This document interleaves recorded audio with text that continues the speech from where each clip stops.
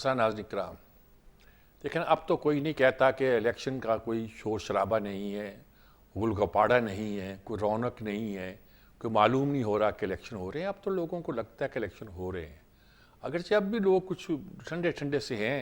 लगता है कि वो रौनक नहीं जो पहले हुआ करती थी और खूब धूम धड़का हुआ करता था, वो नहीं है। लेकिन इसके बावजूद भी अब लोग इलेक्शन सरगर्मियों में मशगूल नज़र आते हैं। शहर में जाएं, कॉन्स्टिट्यूंसीज़ में जाएं, हलकों में जाएं, लोग काम करते दिखाई देते हैं। शहरों की बात नहीं है, छोटे छोटे इलाकों में भी नज़र आते हैं। पिंडी में, पाकिस्तान, लाहौर में, कराची में, इन शहरों की बात तो है, पेशावर में, कोयटे में, ये तो है। लेकिन छोटे छोटे इलाकों में, गाँव कस्बों में भी खबरें यही आ रही हैं कि लोग इलेक्शन की एक्टिविटीज़ में मशगूल हैं जी। मुल्तान में भी मसलन मैंने बड़े जो शहरों के नाम गिनाए उनमें। लेकिन अब सूरत क्या बनती है यार। आज जलसा किया बड़ा ज़ोरदार तो मुझे नहीं कहना चाहिए, ये तो बायस हो जाएगी बात। सियालकोट में मुस्लिम लीग नून ने, और उसमें तीनों कायदीन शरीक हुए हैं। तीनों कायदीन से बरात है कि नवाज शरीफ भी, मरीम नवाज भी और शहबाज शरीफ भी। ये पहली बार हुआ है कि सिलेक्शन कैंपेन में ये तीनों एक बार शरीक हुए हैं। इससे अंदाज़ा लगाइए कि ख्वाजा आसफ का पार्टी पे कितना होल है। ये उनका हल्का असर है, उनका हल्का इंतखाब है, इसलिए यहाँ तीनों ने शिरकत की है। और तकरीरों में भी इस बात का इजहार किया है कि जैसे ये बहुत इम्पोर्टेंस सभी लोगों को। नवाज शरीफ ने तो नाम ले लेकर वहाँ के लोगों की वफादारियाँ गिनाई हैं, क्योंकि ये वो लोग हैं जिनसे मेरा तल्लुक़ सन 85 से है या उससे है। और आज पता चला कि ख्वाजा आसफ तो लाहौर कॉलेज में उनके क्लास फेलो भी थे। बहरहाल सरगर्मियाँ बिल्कुल आज खासी तेज़ी के साथ नज़र भी आई हैं। मुख्तलिफ शहरों में भी, बिलावल तो शायद चले गए हैं, हब में, बलूचिस्तान में उस तरफ का टूर कर रहे हैं। कुछ भी कह लीजिए, एक सरगर्मी सी महसूस हो रही है कि इलेक्शन हो रहे हैं। और ख़बरें भी आ रही हैं, टीवी तज़िये भी कर रहे हैं, हलकों का जिक्र भी कर रहे हैं और उनकी दास्तानें भी बयान कर रहे हैं। ये सारी सूरत हाल है। आज इसी पर हम गुफ्तगू करेंगे। कल हमने तो इलाकाई तौर पर मुख्तलिफ जगहों का तज़िया भी किया था, मुल्तान का भी, कराची का भी, लाहौर का भी, पिंडी का भी, लोगों को, अपने नुमाइंदों को लेकर हलकों के हिसाब से कि वहाँ क्या कहा जाता है। आज ज़रा कौमी सतह पर देखते हैं क्या सूरत हाल है। हमारे साथ मौजूद हैं, नहीं शायद इस वक्त मौजूद नहीं है फिजुल्ला न्याज़ी साहब, लेकिन अभी मौजूद हो जाएंगे। कहा यही जा रहा है, बताया यही जा रहा है, वादे के तो पक्के हैं, देखिए क्या करते हैं। नासिर बेग चौताई साहब हैं जी कराची से हमारे साथ, मज़हर बिल्लास साहब हैं हमारे साथ यहाँ, और Arshad Arif, last but not the least, बड़े सीनियर तज़ियाकार, एडिटर भी, कालम नगार भी, सब हमारे साथ मौजूद हैं। इनकी राय हम पहले सुनते हैं और मालूम करते हैं कि हर सूरत हाल क्या है। शाह जी, मैंने पहले आपसे पूछता हूँ अरशाद आरफ साहब कि आपको क्या लग रहा है इस वक्त, क्या अब आपको क्या दिखाई देता है? चंद दिन पहले तो हम सभी लोग, यानी कि ना आप, ना मैं, ना कोई और, हर रोज़ एक अजीब कशमकश तज़ब्ज़ुब में थे। आज आपको क्या लगता है कि आगे बढ़ रहे हैं, नक्शा दिखाई देता है, इलेक्शन हो रहे हैं और इतबार आएगा? आज यहाँ मियां अज़हर को भी गिरफ्तार कर लिया गया। गिरफ्तारियां तो ऐसे हो रही है कि पता नहीं चलता क्या जरूरत होता है, फिर रिहा भी कर दिया गया। अच्छा, रिहा भी कर दिया। मुझे तो ये शक नहीं था कि इलेक्शन नहीं होंगे। मुझे तो बल्कि जो 14 मई के इलेक्शन होने वाले थे उस पर भी यकीन था कि इलेक्शन हो जाएगा, लेकिन वो बावजूद नहीं हो पाए। अच्छा, तो अभी मेरा तो ख्याल यही था कि इलेक्शन होंगे, क्योंकि इलेक्शन के बगैर आप एक मुस्तहकम और मजबूत हुकूमत नहीं ला सकते, और पार्लियामेंट के बगैर आप मामलात को आगे बढ़ा नहीं सकते। मुल्क में सियासी इस्तेकाम के बगैर माशी इस्तेकाम कैसे आएगा, और हम दुनिया के साथ कैसे कदम से कदम मिलाकर चल पाएंगे। तो इलेक्शन के बारे में तो मुझे शक नहीं था। हाँ, अलबत्ता जो सरगर्मियाँ नहीं हो रही थी उसकी कुछ तो वजूहात नज़र आती थी कि ज़ाहिर है सियासी जमातें जो हैं वो एक कशमकश का शिकार हैं, एक बाहमी मुनाफरतें हैं, और फिर उसके बाद उम्मीदवारों का इंतखाब इतना आसान नहीं रहा जिस तरह की सूरत हाल पैदा हो चुकी है। तो इसलिए थोड़ी सी जो सरगर्मियाँ थी उनमें ताख़ीर हुई। जो हलचल नज़र आनी चाहिए महीना 1.5 महीना पहले, वो नज़र नहीं आती थी, लेकिन अब वो भी टेम्पो बन चुका है। और एक और जो मसला था मेरे ख्याल है जो ताख़ीर हुई, उसकी वजह ये थी कि जो मुस्लिम लीग नून है या पीपल्स पार्टी है, उनको ये यकीन था कि ये कोई आसान इलेक्शन है हमारे लिए, क्योंकि हमारा मद्दे मुकाबल नहीं है मैदान में उस तरह से, तो हम शायद आसानी से ये इलेक्शन जीत सकते हैं, तो हमें बहुत ज़्यादा पैसा खर्च करने की ज़रूरत नहीं है। लेकिन जब मैदान में निकले हैं तो इनको अंदाज़ा हुआ है कि नहीं, सूरत हाल इतनी भी आसान नहीं है जितने हमें नज़र आ रही थी। इसलिए अब दोनों पार्टियां और बाकी भी जो जमात इस्लामी है या जेजेवाई है या दूसरी पार्टी हैं, वो भी जदोजहद कर रहे हैं, भाग दौड़ कर रहे हैं। और मेरा ख्याल है कि अगले जो 10 दिन या 11 दिन बाकी रह गए हैं, इसमें बहुत ज़्यादा सरगर्मी होगी, बहुत ज़्यादा माहौल के अंदर गर्मा गर्मी होगी, और इंशाअल्लाह ताला हम 8 तारीख को वोट देने पहुंचेंगे। और इसके बाद जो इलेक्शन डे होता है वो इंशाअल्लाह पुरअमन तरीके से गुजरेगा, और मुल्क के अंदर जमहूरियत के बारे में जो वसवसे या शुकूक व शुबहात है वो ख़त्म हो जाएंगे। ठीक बात है जी। जी नासिर बेग चौथाई साहब, शाह साहब तो बड़े पुरउम्मीद हैं, और गालिबन ये बहुत इलेक्शन के बारे में तो इन्हें कोई शक नहीं था, लेकिन बहुत शुकूक व शुबहात थे कि बहुत ऊंच नीच हो रही है, तोड़ फोड़ हो रही है, ये होता जा रहा है। लेकिन वो नज़र आता है कि वो अब 8 फरवरी का इंतज़ार कर रहे हैं। आप क्या लगता है, कराची में तो सरगर्मियाँ शुरू भी हो गई थी जी, Peoples Party, anti Peoples Party, Jamaat Islami, उनकी ताकत, MQM अमर्ज कर रही थी, नज़र आता था। PTI एक तरह से पीछे हटती हुई, लेकिन ज़ाहिर एक ताकत के साथ वो भी मौजूद थी। ये सारी एक सूरत हाल वहाँ एक बनती हुई दिखाई देती थी, और उनकी सरगर्मियाँ भी दिखाई देती थी। अब आप इसको क्या लगता है दिखाई देता है इस वक्त?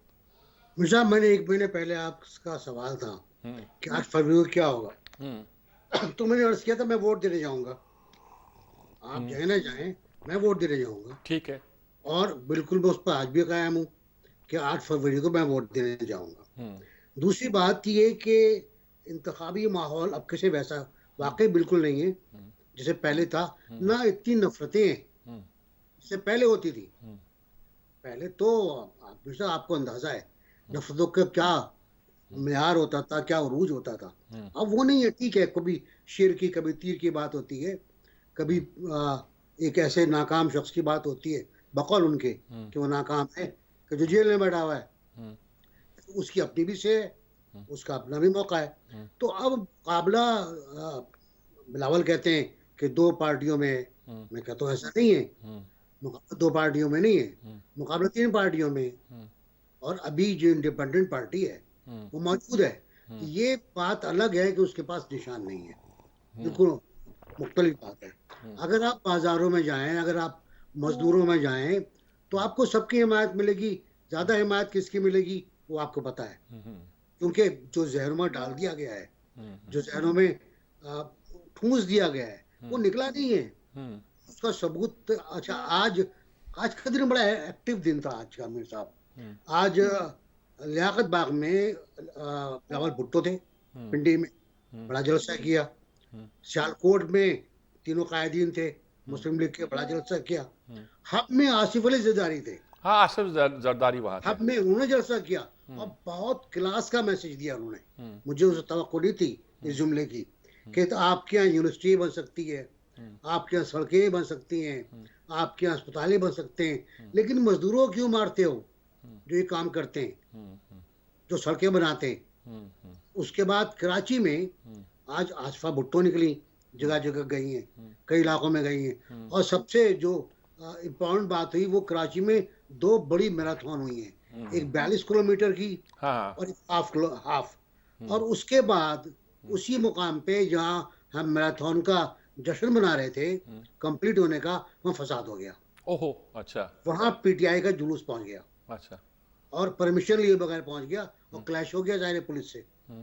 मारपीट हुई है, शेलिंग हुई है, एक SHO बेहोश हो गया है, अस्पताल ले गए, कई पुलिस वाले जख्मी हैं, कई लोग भी जख्मी हैं, और गिरफ्तारियां हुई हैं। तो कराची में निस्बतन PTI को एक रिलीफ हासिल थी कि आप निकाल लें जुलूस, हम आंखें बंद कर लेते हैं। वो सीव्यू गए थे, शेर अफजल मरवत। अभी ये अलग बात के वहीं पर उनके आपस में इख्तलाफ हो गया, वो लड़ पड़े आपस में, तो उनको अडियाला जेल से कहा गया कि जी आप वापस आ जाएं से। तो एक्टिविटी पूरी ओवरऑल है। मौलाना फजलुर रहमान भी इस वक्त सक्खर में थे, बड़ी अच्छी तकरीर की उन्होंने वहाँ पर, बहुत अच्छी तकरीर की, नफरतों के खिलाफ, मोहब्बतों के हक में। मुझे ये लग रहा है कि सूरत हाल जा रही है बहुत अच्छी तरह कि सब पार्टियों को ये एहसास हो गया है कि आज़ाद एलिमेंट एक चेंजिंग फैक्टर बन सकता है। चुनांचे आज मुस्लिम लीग भी और 3-4 रोज से पीपल्स पार्टी भी सब उनको अपनी तरफ मुतवज्जह करने की कोशिश कर रहे हैं कि यार आप ऐसा करें कि आप वोट हमें डाल दें, अब ना आपका वोट जाया हो जाएगा।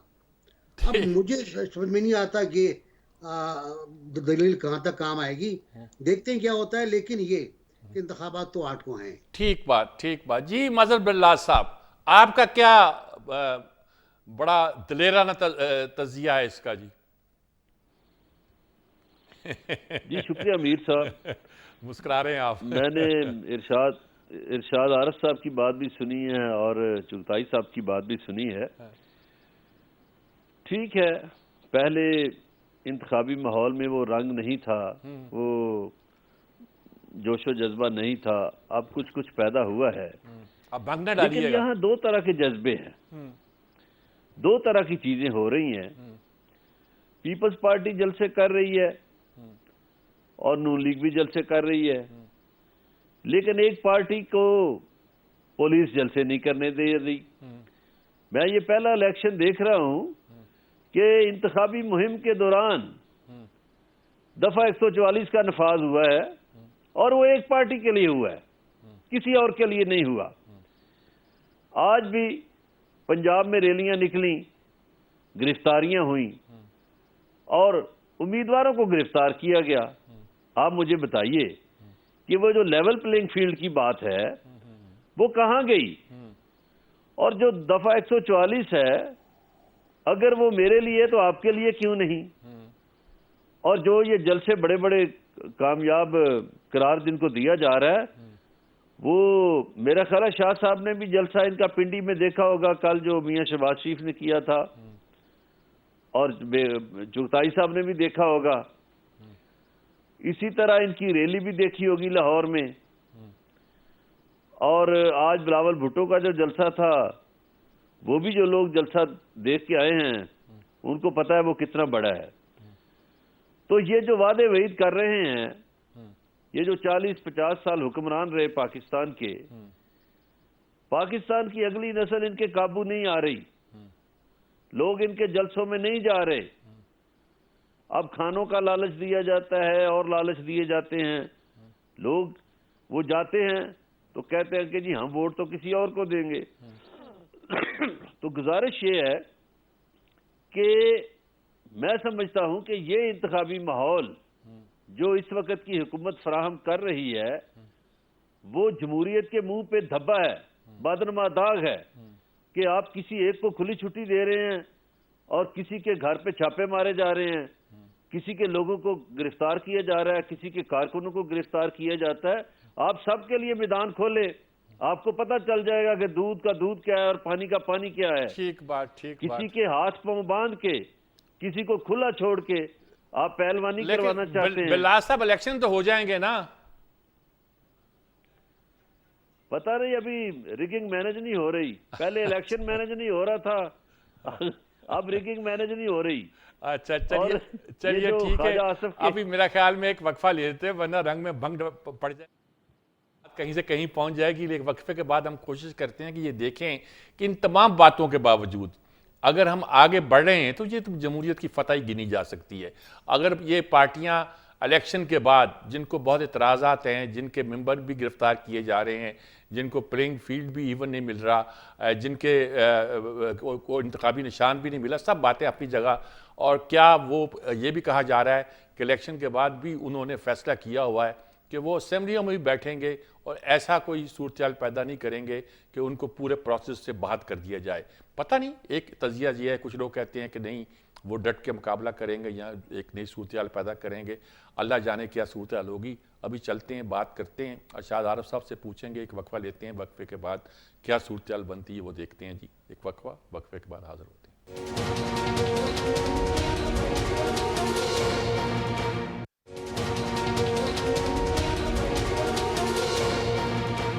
नाज़रीन कराम, बात तो मैंने शाह साहब से शुरू करनी थी, लेकिन हफीजुल्लाह न्याज़ साहब भी हमारे साथ शरीक हो गए हैं। मैं चाहता हूँ उनकी गुफ्तगू का भी उनसे भी आगाज़ करें। अस्सलाम वालेकुम न्याज़ साहब, कैसे हैं आप? वालेकुम अस्सलाम मीसा, बहुत बहुत शुक्रिया जी, जज़ाकल्लाह, अल्हम्दुलिल्लाह का शुक्र है। अच्छा, अभी हम बात कर रहे थे, नासिर बेग चुगताई साहब हैं, मजहर बिलास साहब हैं और हमारे इरशाद आरिफ साहब हैं। गुफ्तगू हम इस बात पे कर रहे हैं कि इलेक्शन की क्या सूरत हाल है। पहले जबजुब का कि किस्सा था, मखमसा था कि नहीं हो रहे, अब ये कि हो रहे हैं। कुछ हमारे बिलास साहब को शिकायत है कि उसके बावजूद भी कुछ लोग पार्टी को पकड़ा जा रहा है, कुछ लोगों को कुछ के साथ ज्यादती की जा रही, कुछ किया जा रहा है, लेकिन उसके बावजूद भी हम आगे बढ़ते दिखाई देते हैं कि नहीं देते हैं। आपको क्या लगता है पूरा नक्शा क्या है इस वक्त मुल्क का, कौमी नक्शा क्या नजर आता है आपको? मीर साहब देखें, दो बातें। पहली बात तो यह है कि पहले ये था कि इलेक्शन के नहीं होने के चांस थे और तजव्वुर ये था कि हो न जाए। अब ये है कि इलेक्शन होने के चांसेस ज्यादा है, लेकिन आखिरी दिन तक ये मखमसा रहेगा कि होंगे या नहीं होंगे, क्योंकि पाकिस्तान के अंदर किसी वक्त भी कुछ भी अनहोनी हो सकती है। अल्लाह ताला हमें हर मुसीबत से महफूज रखे और अल्लाह करे ये इलेक्शन हो जाए। मेरे नज़दीक तो बड़ी अचीवमेंट इलेक्शन चाहे 8 फरवरी 2024 के हों या 25 जुलाई 2018 के हों या इससे पहले 13 मई 2013 के हों या जब भी हों, इलेक्शन एक जगह हो जाए, क्योंकि ये एक बड़ा मरला होता है। इसके बाद कोई चीजें आसान होगी या मुश्किल होगी, वो तो एक अलग सब्जेक्ट है। लेकिन इसके ना होने में अगर फर्ज किया मुश्किलात अगर होनी भी है कोई इलेक्शन के होने में, तो ना होने में वो मुश्किलात इससे दुगनी और तिगनी तो हो सकती है, इससे काम नहीं हो सकती और कई गुना ज्यादा हो सकती है और नाकाबिल कंट्रोल हो सकती है। बाकी जो लोगों की गिरफ्तारी है, जावेद हाशमी साहब के घर के बाहर भी पुलिस रही है। बहरहाल ये उछेद कंडे जो है ये ना पहले पसंदीदा थे ना अब है। अब जो कोई बच्चे कुछ पहले तो तहरीक इंसाफ की मिख निकाल दी है, अब जो कोई बच्चे कुछ रह गए हैं, मेरा ख्याल है उनको खुला टाइम दे देना चाहिए और खुल के लड़े। अब 80 साल जो है मियाँ अजहर साहब हो, उनकी गिरफ्तारी हो, या 80 साल परवेज लाई साहब बीमार आदमी है वो जेल में हो, या यास्मीन राशिद साहबा जो है वो कैंसर पेशेंट है उनका जेल में होना, ये हकीकत ये है कि ये पाकिस्तान की वो तकलीफ दे कहानी है जो 70 साल से तसलसल से जारी है और ना खत्म होने वाली है। ठीक बात है, ठीक बात, आप ये बात आपने बिल्कुल ठीक कही।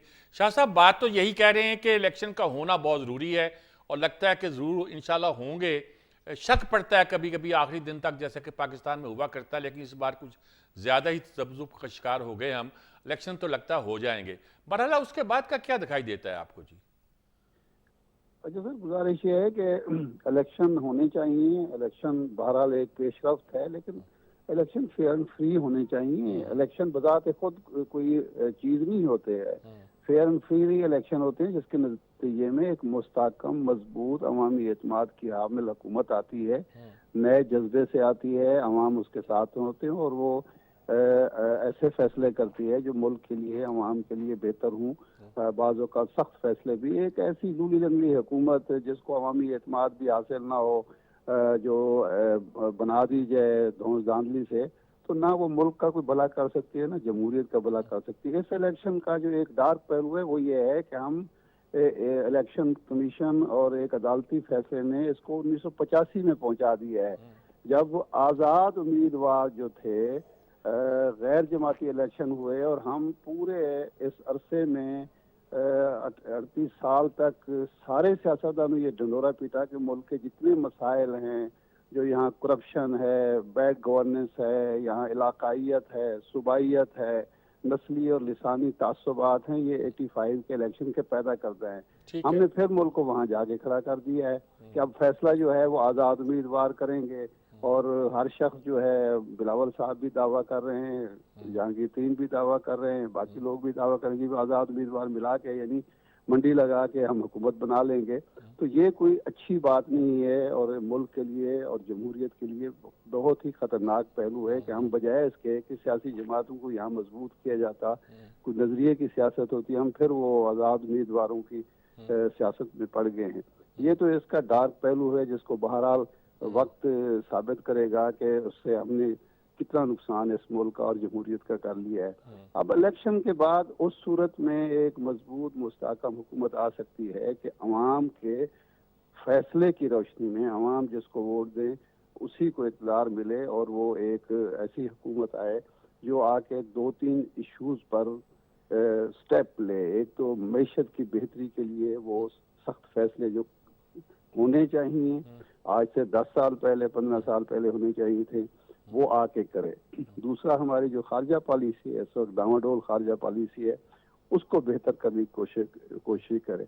और तीसरा जो मसला होगा उस हुकूमत के लिए, नई हुकूमत के लिए, मैं पहले भी एक प्रोग्राम में कह चुका हूँ, लिजिटिमेसी का होगा कि उसको ये साबित करना होगा कि जी वो कोई किसी के मुर्गे दास्तामोज हुकूमत नहीं है, बल्कि अवामी एतमाद की, अवामी मैंडेट की हामिल हुकूमत है और वो खुद फैसले करने में आज़ाद है। शाह साहब, बिल्कुल तो ये आप 3 इश्यूज होंगे जो 8 के बाद अगर हुकूमत इनको एड्रेस करती है, कामयाब होती है, तो इंशाल्लाह हमारा मुस्तकबिल रोशन है। ठीक सर। नाज़िम एक चौथाई साहब, ये तीनों बातें मैं आपसे पूछना चाहता हूँ। असल में ये सवाल तो वो हैं जो मुझे हफीजुल्लाह नियाज़ साहब के सामने रखना चाहिए थे, लेकिन चूंकि उनकी बारी अब बाद में आएगी, इसलिए पहले मैं आपसे पूछता हूँ कि मईशत को ठीक करने वाले, मुल्क में सियासी इस्तेहकाम लाने वाले और अपने पाँव पे खड़े होने वाले और पीछे किसी के कहने पर चलने वाली हुकूमत ना हो, कोई नज़र आता है कि आपको ऐसी हुकूमत बनती हुई दिखाई देती है और ऐसी हुकूमत बन के हमें कोई आगे बढ़ते हुए दिखाई देते हैं, या हम ऐसे ही चलते रहेंगे जैसे चल रहे हैं? क्या दिखाई देता है आपको?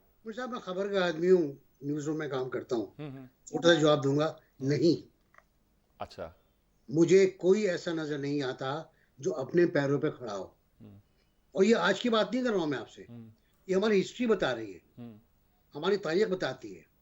जमात इस्लामी हो, मुस्लिम लीग नून हो, पीटीआई हो, पीपल्स पार्टी, अब पीपल्स पार्टी हो, ये सब के सब किसी को देख के चलते हैं, किसी की तरफ से इशारा, कहते हैं मैं समंदर देखती हूँ, तुम किनारा देखना, तुम किनारा देखना। तो किनारे की तलाश में रहते हैं ये लोग। और अभी भी मुझे यकीन नहीं है कि आने वाले वक्त में कोई खुद मुख्तार होगा, कोई आजाद होगा या कोई आजाद होने देगा। मईशत भी ठीक नहीं कर पाएगा, कोई सियासी इस्तेहकाम नहीं ला पाएगा। देखिए मीर साहब, आपने एक कमेटी बनाई हुई है, माशी कमेटी जो बनाई हुई है, उसमें सब है, प्राइम मिनिस्टर भी है, आर्मी चीफ भी है, एयर चीफ भी है, सब है, वो फैसले करती है, वही फैसले आपको अपनाने होंगे। अच्छा, दूसरे आप पीपल्स पार्टी, मुस्लिम लीग नून जो बातें कर रहे हैं ना, रिलीफ देंगे हम, अब रिलीफ का चांस नहीं है। शाह साहब ने बिल्कुल सही कहा कि सख्त फैसले करने हैं आपको। आप सब्सिडी नहीं दे सकते, आप सब्सिडी IMF के प्रोग्राम के तहत नहीं दे सकते, उससे निकलते हैं अगर आप बाहर तो आपके लिए मसाइल पैदा होते हैं। अभी आप उस जगह नहीं गए जहां नवाज शरीफ साहब छोड़ गए थे आपको 2017 में कि आप IMF से बाहर निकलने वाले हैं। ये मसाइल हैं आपके, और ये मसाइल कम से कम 2 प्रोग्राम लेंगे IMF के। ठीक अगर आप सब फैसले मैंने आपकी बात आ गई। मजहर बिल्लाह साहब, आप देखिए ये मसला तो उन्होंने बड़ा, शाह साहब ने बुनियादी उठा दिया है कि 3 चीज़ें, मईशत, सियासी इस्तेहकाम और ऐसी हुकूमत जो अपने फैसले खुद करे। ये नाज़िम एक चौथाई साहब तो कहते हैं ऐसी हुकूमत ना देखी, ना सुनी, ना आने का इम्कान है, और पहले से तय है मईशत कौन बना रहा है, सियासत की मोहरें कौन चला। आप क्या कहते हैं, आपके कैसा नजर आता है आपको आने वाले दिन? देखिए, इन दोनों बातों के लिए या तीनों बातों के लिए सियासी इस्तेहकाम बहुत जरूरी है। अब सियासी इस्तेहकाम यहाँ खाक आएगा कि यहाँ तो लेवल प्लेइंग फील्ड ही नहीं है। सारे उम्मीदवार जो है उनको यकसा मौका मुयसर नहीं है। अच्छा किया हफीजुल्लाह खान ने जावेद हाशमी का नाम लिया। 2-4 हफ्ते पहले तक जावेद हाशमी अच्छा आदमी था, आज जावेद हाशमी बुरा आदमी बन गया। आज रफीक खान न्याजी की भी गिरफ्तारी हो जाती है, वो 82 साल मियां अजहर की भी गिरफ्तारी हो जाती है। तो जहां लेवल प्लेइंग फील्ड ही ना हो, आप थानेदार के जोर पर इलेक्शन जीतने की कोशिश करें, अवामी राय को नजरअंदाज करें, तो वहां सियासी इस्तेहकाम कैसे आएगा? पहला सवाल तो ये है। अब देखिए कि पिछले दिनों एक सूबे के निगरान वजीर आला और IG को एक पार्टी के लीडर मिले। उन्होंने कहा कि वो जो जिस पार्टी के पास निशान नहीं है तो उनके पोलिंग एजेंट्स ही गायब कर देना। ये निगरान वजीर आला और आईजी से एक पार्टी के लीडर ने भी मुलाकात में ये बातें कही कि फलां पार्टी के जिसके पास निशान नहीं है उसके पोलिंग एजेंट्स को गायब कर देना।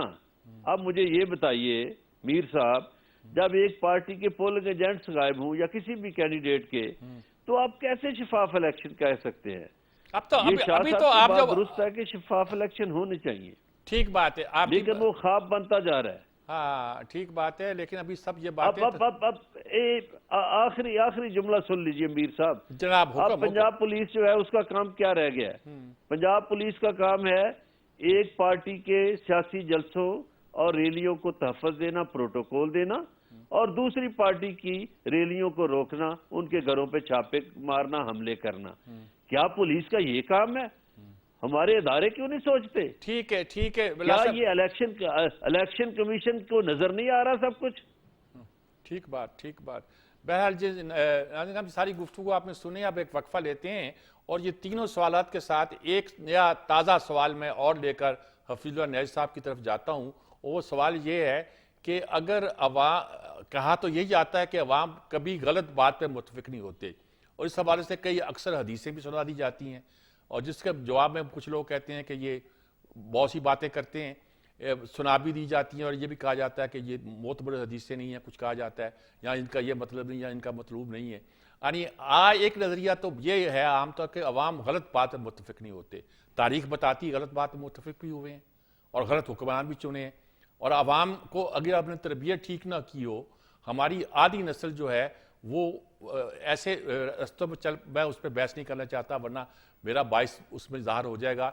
अगर अवाम की राय ही मोहतरम है और होनी चाहिए, जमहूरियत में होती है, और उसके नतीजे के तौर पर किसी को डर लगता है, ऐसी सूरत में क्या होना चाहिए? इन तीन सवालात के अलावा एक वक्फा और ये सवालात लेकर फिर मैं हफीजुल्लाह नियाज़ी साहब की तरफ जाऊँगा।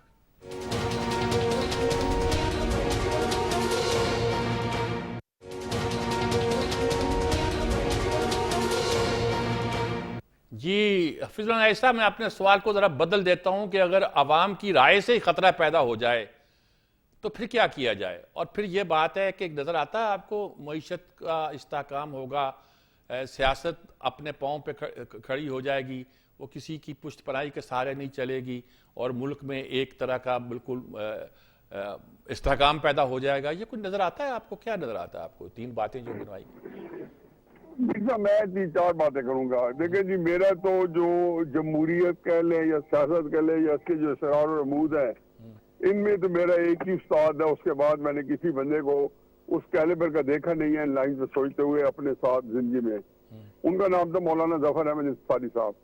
जब 1970 के इलेक्शन हो रहे थे तो हम नौजवान थे, जोशीले थे, और कहते थे ये क्या है जी, लेवल प्लेइंग फील्ड ही नहीं है, ये क्या है जी, यंग तरफा इलेक्शन है। और मैं हमेशा कहता था कि जी आपकी मीसा मेरी आवाज आ रही है? जी बिल्कुल आ रही है, बिल्कुल आ रही है। तो मैं मुझे कहता था कि मौलाना आप हमें क्या दर्श देते हैं कि ये इलेक्शन, ऐसे इलेक्शन का बायकॉट होना चाहिए, उड़ा देना चाहिए। उन्होंने मुझे कहा कि मेरी जिंदगी जो है मेरा एक नुक्ता मेरा याद रख, और वो ये है कि एक चीज पे कम्प्रोमाइज ना करना, कि एडल्ट फ्रेंचाइज या हर बंदे को अगर वोट का हक मिल जाए तो उसके ऊपर आप बेशक इलेक्शन का बायकॉट भी करो, उसके खिलाफ मुहिम भी चलाओ। कभी ऐसे इलेक्शन का बायकॉट ना करना जो एडल्ट फ्रेंचाइज पे हो रहा हो, चाहे कितना मैनेज हो रहा हो। दूसरी बात, 1985 के इलेक्शन को हम बहुत ही लान तान लेते हैं, अभी शाह साहब भी समझते थे, लेकिन ये भूल जाते हैं कि 1985 के इलेक्शन ने 1988 का इलेक्शन दिया। 1985 के इलेक्शन ने 10 अप्रैल 1986 को बेनजीर साहबा का कि पाकिस्तान आमद मुमकिन बनाई। किसके दौर में? जिसके दौर में उनके वालिद साहब का एक अदालती कत्ल हुआ था, और कत्ल करने वाला बंदा बगौल उनके वो उस वक्त मुल्क के स्याह सफेद का मालिक था। लेकिन 1985 का इलेक्शन जो कुछ दे गया हमें, वो हम भूल जाते हैं। डेफिनेटली वो कहते हैं हजारों ख्वाहिशें ऐसी कि हर ख्वाहिश पे दम निकले। अरमान तुम्हारे दिल में बहुत है, सारे पूरे हो जाए, पूरे नहीं हो सकते।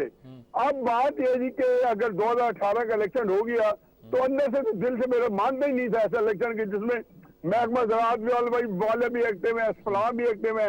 अब ये सोचना कि जी अब इसलिए जब उस वक्त हमने 2018 के इलेक्शन पे जश्न मना लिए और हर तरह की बातें कर ली, अगर कोई वक्त था कम से कम इमरान खान साहब उसकी पार्टी के पास, तो 2018 के इलेक्शन में कहते कि हाँ ये चीजें हम वो हमारे हक में गई हैं, लेकिन ये असूली तौर पर गलत हुई है, इनको नहीं होना चाहिए था। तो आज उनके पास एक इखलाकी जवाब बता इस करने का, लेकिन इसका मतलब ये नहीं है कि वो इस वक्त मुतालबा ना करें, लेवल प्लेइंग फील्ड का करना चाहिए, होनी भी चाहिए। मैं तो अपने आगाज यही किया है। मेरी पसंद मजहब बिल्ला साहब को एक अच्छी बात लगी है, लेकिन मैं तो ओवरऑल बता रहा हूँ कि ये सूरत हाल नागुफ्ता बे है। लेकिन मुझे सबक पढ़ाया गया है कि अगर अडल्ट फ्रेंचाइज पर इलेक्शन हो रहा है और हमारे जो जिसको कहना चाहिए जो रईसी कसर है वो मौलाना इमामा मुजीबुर रहमान शामी साहब ने पूरी की हुई है कि वो हमेशा उन्होंने यही बताया कि भाई इंतहाई सोच के साथ आपको कुछ हासिल नहीं होगा, फ्रस्ट्रेशन होगी, अपने आप को आप पोस सकते हो और कुछ नहीं कर सकते हो। दुआ करें पाकिस्तान का इलेक्शन हो जाए। मैं तो अभी कहता हूँ कि इलेक्शन होगा तो भी सत्यानाश, लेकिन खुदा न खासा इलेक्शन ना हुआ तो सब सत्यानाश।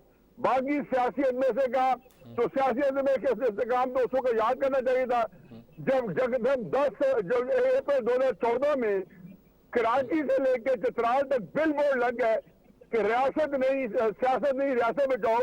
मैं खुदा गवाह के अपने टीवी प्रोग्राम में पूछ था किया हूँ कि रियासत पे कौन सी उस्ताद आन पड़ी थी और सियासत ने क्या बिगाड़ दिया था कि 2 बंदों को आपने कंटेनर पे उठा के इस्लामाबाद रवाना कर दिया था। अभी 11 महीने इलेक्शन को हुए थे, 13 मई को इलेक्शन हुआ था, मई के आखिर में उन्हें हल उठाए। तो ये मैं अप्रैल 2014 की बात कर रहा हूँ। फिर उसके बाद आपने तमाशा देखा नहीं है, ठीक है, बिल्कुल सही है, उसे अपने इस्तेकाम पैदा किया। मैं तो 2015 की मेरे कॉलम पढ़ ले, मैंने कहा खुदा के वास्ते ये काम ना करो, पाकिस्तान डूब जाएगा। इल्ताफ हुसैन को सरदारी को सजाएं देनी है तो 10 साल बाद दे देना, मुल्क को चलने दो। लेकिन उस वक्त जब मेरे फायदे में जा रहे हैं, आज मेरे फायदे में जा रहे हैं, फर्क गया सियासतदानों की बात कर रहा हूँ तो मैं बड़ा खुश हूँ, मैं तो मुतमईन हूँ। मुझे तो कुछ ही फर्क पड़ता, लेकिन जिनके बीत बेचारे बीत रही है उनसे पूछे तो वो इस वक्त इतने घुटन की कैफियत में है कि मुझे लगता है कि कहीं भी हकीकत इनका सांस ना घुट जाए। लेकिन दुआ करें कि अल्लाह करे ये अगले 8-10 दिन गुजर के इलेक्शन हो जाए, ठीक है। और ये बिल्कुल ठीक बात है आपकी। तो नैरेटिव ये है कि सियासी इस्तेकाम ही इस मुल्क को बचा पाएगा और वो सिर्फ इलेक्शन देगा। ठीक बात है जी। शाह साहब, अब शाहिद आरिफ साहब, आपसे मसला ये है कि एक तो बात इन्होंने कह दी कि ये मौलाना ज़फ़र अहमद अंसारी उन्होंने अपना गुरु का, हमारे भी वो बहुत ही ज़्यादा मोहतरम थे, कराची में रहता रहा हूँ मैं उनके प्राइम के ज़माने में। और एक दूसरी लहर भी थी, वो प्रोफेसर गफूर साहब की थी, उससे भी इस्तेफादे का मौका मिला। वो ज़रा डिफरेंट तरह सोचते थे। मुझे नहीं पता मैं कहाँ खड़ा हूँ इस वक्त, मुख्तलिफ लहरों को देखा है। आप क्या कहेंगे इस सारी सूरत हाल में? क्या यानी आपको क्या नज़र आता है? तजिया उन्होंने भी किया, मज़े का तजिया किया है, अच्छा लगा मुझे, लेकिन आपकी बातें बिल्कुल दुरुस्त लग रही हैं।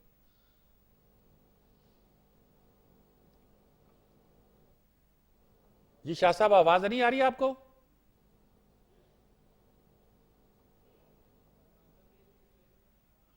जी नासिर बेग चौथाई साहब, आप ही कुछ बताएं। मेरा ख्याल में शाहिद आरिफ साहब की आवाज़ में कुछ प्रॉब्लम पैदा हो रहा है, उनसे बाद में बात करता हूं, पहले आप बताइएगा मुझे। देखिए मिर्जा, बात है इंतखाबात की और बात है इंतखाबात ना होने की, इन दोनों में बड़ा फ़र्क है। अगर आप इंतखाबात नहीं करेंगे तो यहाँ नारकी होगी, यहाँ फसाद होगा, यहाँ दहशतगर्दी होगी, यहाँ वो ग्रुप पनपेंगे जिनको आप दहशतगर्दों के अब्बा कहते हैं। आज ही किसी ने कहा कि there is no good Taliban और बैड तालिबान, फिर ये तफरीक करना पड़ेगी आपको। इंतखाबात आपको बतदरीज आहिस्ता आहिस्ता रिंग दे रिंग थे मंजिल की तरफ लेके जाते हैं। बिल्कुल सही कहा कि इंतखाबात के बायकाट से कुछ हासिल नहीं होता। मेरे मतलब प्रोफेसर गफूर साहब से मेरे वाले साहब के बहुत ताल्लुकात थे, वो घर आया करते थे, हम उनकी बातें सुना करते थे दूर बैठकर। तो वो बात ही होती थी, दोनों के नजरियात मुख्तलिफ थे, लेकिन बहुत तगड़ी बातें होती थी, उनसे सीखते थे हम लोग कि अगर इंतखाब का बायकॉट किया, इंतखाबात से बाहर गए तो फिर अवाम की राय कहाँ गई जो इस्लाम में है, जो शरीयत में है, शुरा की जो राय है, वो कैसे आप लेंगे? दूसरी बात ये, पीपल्स पार्टी ने एक बार इंतखाबात का बाइकआउट किया था और उसके नतीजे में शदीद तरीन क्राइसिस आया था पीपल्स पार्टी के अंदर, वो गायब हो गई थी पार्टी, फिर रिवाइव हुई। फिर 2018 में अगर आप आए, 2018 में मौलाना फजल रहमान ने कहा था इंतखाबात में धांधली हुई है, इंतखाबात में झुरल फिरा है, आइए हम इस्तीफा देते हैं। तो पीपल्स पार्टी ने, मुस्लिम लीग नून ने इनकार कर दिया था कि जनाब असम्बली में रहना जरूरी है।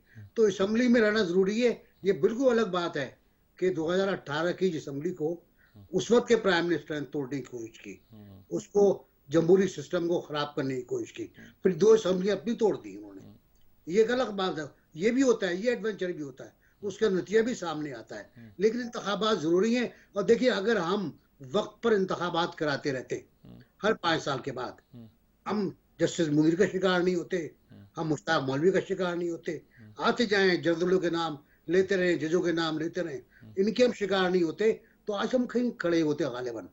ठीक है। क्योंकि देखिए, हिंदुस्तान भी वही पानी पीता है ना, वही आबो हवा है, वही जबानें हैं जो हम बोलते हैं, वही कल्चर है, दीन का फर्क है, इस्लाम का फर्क है। तो हमको तो ज्यादा जमहूरी होना चाहिए उनके मुकाबले में। हम जमहूरी नहीं रहे, हम आमिर हो गए, ठीक हमने बात, आमिरियत को ओन कर लिया। ठीक बात है। हालांकि तो उनके यहाँ कास्ट सिस्टम था और पता नहीं क्या ज़ात बरादरी थी, क्या कुछ था।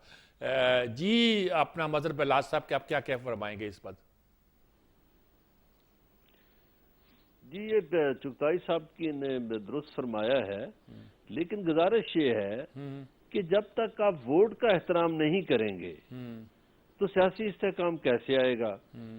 बिल्कुल दुरुस्त फरमाया कि 1985 में पीपल्स पार्टी ने बाइकाट किया, उसका खमियाजा पीपल्स पार्टी भुगतती रही, बल्कि मोहतरमा बेनजीर भुट्टो शहीद जो हैं वो अपनी जिंदगी के आखिर तक ये कहती रही कि 1985 में हमसे बड़ी गलती हुई, बाइकाट तो नहीं करना चाहिए। लेकिन यहाँ हमारे किसी दोस्त ने महकमा ज़राअत का नाम लिया, भाई अब तो महकमा नहर भी शामिल है, वासा भी शामिल है और बहुत से महकमे शामिल हो गए हैं। तो 70 महकमों के साथ आप किसी को इलेक्शन जितवाने की कोशिश करेंगे तो सियासी इस्तेहकाम नहीं आएगा।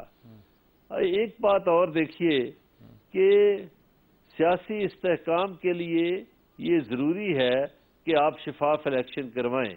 जब तक शफाफ इलेक्शन नहीं होंगे उस वक्त तक सियासी इस्तेहकाम नहीं आएगा। ये बात जो की है चुगताई साहब ने कि 5 साल पूरे होते रहे, हम इलेक्शन करवाते रहे, बाबा 5 साल यहाँ पूरे करने कौन देता है? यही तो बहस है। पाकिस्तान के किसी वजीर आजम को तो 5 साल पूरे नहीं करने दिए गए, किसी को 18 माह बाद रुखसत कर दिया, किसी को 20 माह बाद, किसी को 22 माह बाद, किसी को 2.5 साल बाद। तो यहाँ जो निज़ाम है हमारा सियासत का या जमहूरियत का, वो खुद अदम तहफ़्फ़ुज़ का शिकार है, वो खुद अदम इस्तेहकाम का शिकार है।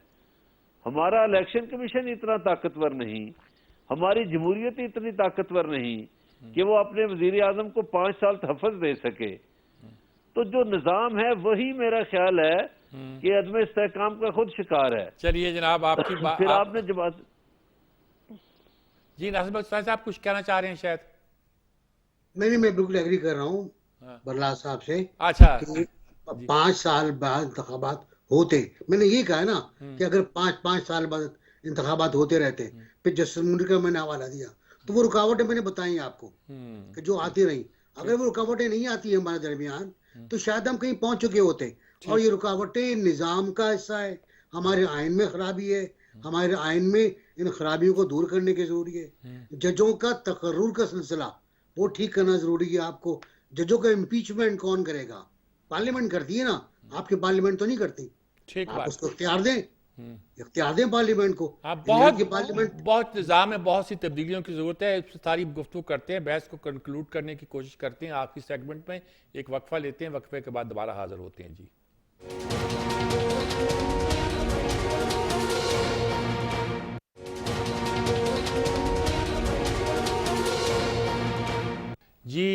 हफीज़ उल साहब, बाल आपके कोर्ट में, वक्त बहुत कम है, मुख्तसर तौर पर मुझे बताइएगा कि अब क्या सारा नक्शा आपके सामने है। इलेक्शन तो सबका ख्याल है होने चाहिए, लेकिन ये हमारे बिलास साहब नहीं मानते। वो कहते हैं इस इलेक्शन का फ़ायदा क्या होगा? ये कह रहे हैं। अच्छा, मुझे ये बताएं कि आपके हिसाब से कौन जानता है कि अगर मैं कम वक्त में गुफ्तगू कर सकता तो मैं मुजीबुर रहमान शामी ना होता? नहीं, उनमें मेरे में क्या फर्क क्या है? मोहम्मद अली जौहर ने कहा था ना, तालीम की तो बात की बात है ना, इसलिए कि मैं कम वक्त में बात करने वाला आदमी नहीं, पहले तो गारंटी करे कि मेरे पास वक्त बहुत ज्यादा है। मोहम्मद अली जौहर से कहा गया था कि आप इतना लंबा दाइया क्यों लिखते हो? का because I don't have time for brevity, मेरे लिए इख्तिसार के लिए मेरे पास वक्त नहीं है। कुछ वक्त निकालिए। हजूर बात ही है कि ये जो बात हमारे दोस्त कर रहे हैं, चाहे शाहजाद साहब हैं, चाहे चुगताई साहब ने तो बड़ी बेहतर बातें की हैं, अब खुशो मजहब बिरला साहब हैं। देखिए, आप जो है ध्यान में रखें कि ये एक आइडियल सिचुएशन में बात कर रहे हैं। मेरे साथ इस वक्त इत्तेफाक है, जो मैं फोन पे हूँ, तो मेरे बहुत ही दो करीबी दोस्त है, एक मेरा दोस्त है चौधरी अब्दुल रहीस साहब और एक बरखुरदार है मुझे उमर शामी साहब। अब ये जाहिर है कि बड़े खूबसूरत तरीके से ड्रेस्ड होते हैं, अच्छे तरीके से अच्छे कपड़े पहनते हैं, रहीस साहब डिजाइनर सूट्स पहनते हैं। अब जाहिर है कि ये उसको बचा के रखेंगे, बड़े आराम से रखेंगे। अगर तैरना नहीं जानते फर्क किया और मैं इनको किसी स्विमिंग पूल के किसी डीप एंड में डाल देता हूँ, तो ये क्या शोर मचाएंगे अंदर से? हमारे कपड़े बचा लो कि हमने बड़े जबरदस्त कपड़े पहने हो, या ये कहेंगे मेरी जान बचाओ। मैं कहता हूँ इनको क्यों नहीं समझ आती कि खुदा के वास्ते पाकिस्तान की जान बचाए। मैं तो इस पाकिस्तान की जान बचाने के लिए एसोसिएशन के साथ ताउन करने के लिए तैयार हूँ, बल्कि मैं तो पीछे कॉलम लिख ब्रांडेड कपड़े फिर मिल जाएंगे। कपड़े अपने जगह मेरे सामने अगर तुर्की की मिसाल ना होती, अगर दुकान ने 100 साल बाद फौज को आइन से बाहर ना निकाला होता, तो मैं कहता कि हमारे तारीख रास्ता है। देखो, अल्लाह ताला कभी को आपको लीडर दे देगा। अगर आपका तकिया इमरान खान साहब पे है, नवाज शरीफ साहब पे है, तो चलो गुजारा करें, 2-4 साल बाद को नया लीडर आ जाएगा, उसमें देख लेंगे। हो सकता अल्लाह ताला दुकान जैसा लीडर दे देगा और वो अकल और शऊर। देखिए मीसा, आखिरी बात सुन ले, इंसान उसकी ताकत कहाँ है? उसको उसके दिमाग में है। कहा कर लेता था जब लोहा इजाद नहीं हुआ था, लोहा इजाद नहीं हुआ था, किससे कैसे करता था? जहन से 3 और 4 साल पहले की लड़ाइयों में हजारों हाथियों के साथ शरीक होते थे। कैसे सुनाए थे? दिमाग से। देखे, जो कुछ दिमाग वाला आदमी आएगा वो इंशाल्लाह फौज को भी काबू कर लेगा, लेकिन पाकिस्तान का कायम रहना। ठीक बात फैलाई जा रही है हमारे गुस्से में, नादानी में, जज्बात में, पाकिस्तान के खिलाफ। हाँ, बिल्कुल ठीक बात है न्याय साहब, बिल्कुल ठीक नहीं बना तो इसको किसको डिस्करेज करना होगा? आपकी बात बिल्कुल ठीक है। मैं पूरा पाकिस्तान दे के जाना चाहता हूँ अपनी जिंदगी में अगली नस्ल को। ठीक बात है, पूरे पाकिस्तान नहीं लगे। जी शाह साहब, आपने सारी सुनी, अब वक्त बहुत कम रह गया, लेकिन आपकी पिछले सेगमेंट में बात रह गई, इसलिए चाहता हूँ कि आपकी बात लाजमी आ जाए। क्या कहेंगे सारी बहस पर, जो अगर आपने सुनी है तो, कि वो कहते हैं कि जी के ज़फ़र अहमद अंसारी का उन्होंने हवाला दिया था, और मैंने अर्ज़ किया था कि हमारे भी वो एक तरह के बड़ों में थे, उस्तादों में ही थे, और उसी ज़माने में प्रोफेसर गफूर साहब भी एक पैरेलल सोच भी रखते थे। सब क्या कहते हैं आप, क्या नज़र आता है आपको? इलेक्शन में हर सोच हिस्सा लेना चाहिए जो भी हालात हो। शाह साहब की आवाज़ फिर भी शायद नहीं आ रही अभी। अच्छा, मुझे आपने कहा है? जी आपसे जी। अच्छा, मैं ऐसे की बात सुन नहीं सका, मेरी लाइन ड्रॉप हो गई। भाई कुछ नहीं, उन्होंने ये कहा कि ज़फ़र अहमद अंसारी साहब का हवाला दिया कि 85 के इलेक्शन का हवाला दिया कि उसके नतीजे के तौर पर आखिर बेनज़ीर भी तो वापस आई थी, और इस पर एतराज़ करते हैं कि जो इलेक्शन में हिस्सा नहीं लेता उसका लॉस होता है। वो हुआ था लॉस, लेकिन उन इलेक्शन के हिस्से में भी ये तो फायदा हुआ था कि बेनज़ीर को उसी ज़िया-उल-हक़ ने, जिन्होंने भुट्टो को फांसी दी थी, उसी के ज़माने में बेनज़ीर वापस आ गई थी। इस तरह की उन्होंने बात की।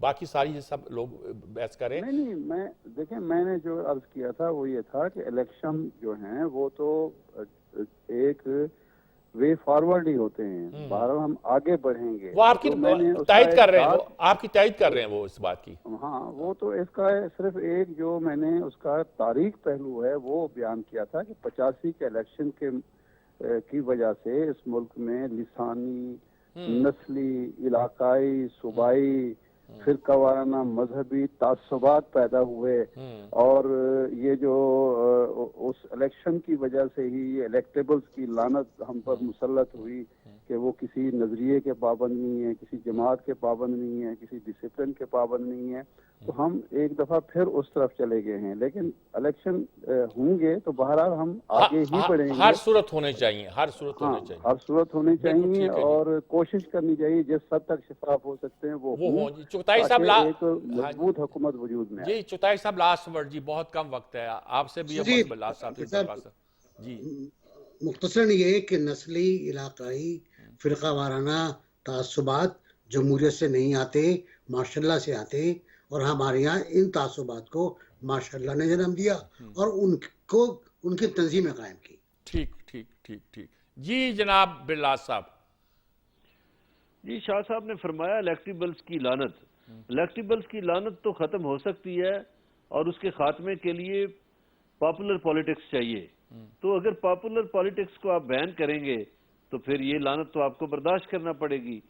तो मेरा ख्याल है हमें पॉपुलर पॉलिटिक्स की तरफ जाना चाहिए। दूसरा, हम क्यों नहीं मुतनासिब नुमाइंदगी की तरफ जाते, या चलिए मैं इस पे अलग बहस कराऊंगा। 70 के इलेक्शन के बाद हमने ये बहुत बहस की थी, मुझे याद है, लिख भी की थी, बातें भी हुई थी, और लोग कहते थे कि जमात इस्लामी का नुक्ता नज़र है, उनको मालूम है कि उनकी पूरे मुल्क में सीटें बहुत हैं, कॉन्स्टिट्यूंसीज कम हैं, वो अपनी पार्टी की हमायत पे ये बात कर रहे हैं। और हमारे यहाँ तो ये तासुर है ना कि अगर ये तासुर हो जाए कि ये फ़लाँ पार्टी के इंटरेस्ट में, तो हम उसके ख़िलाफ़ हो जाया करते हैं। बहरहाल इस पर बहस होनी चाहिए। पाकिस्तान के निज़ाम हुकूमत के हवाले से कॉन्स्टिट्यूंसी की पॉलिटिक्स या ये मुतनासिर मादे की पहल, अब सदारती निज़ाम चलता है, अब उस पर बहस हो जाती है। हमें करना चाहिए, कोई हर्ज नहीं, बहस करते रहना चाहिए। लोग कहते हैं सूबे ज़्यादा होने चाहिए मुल्क में। सन 2001 में ये बहस शुरू हुई थी कि 12 सूबे होने चाहिए, फिर वो ख़त्म हो गई कि सूबाइयत की लानत ख़त्म होगी। कुछ लोगों का ख्याल है कि उसने भी बहुत हमें मसाइल ने पैदा किया है। बहरहाल आज की गुफ्तगू बहुत सैर हासिल रही जी। इसी के साथ हम इजाज़त चाहते हैं। अल्लाह हाफिज़।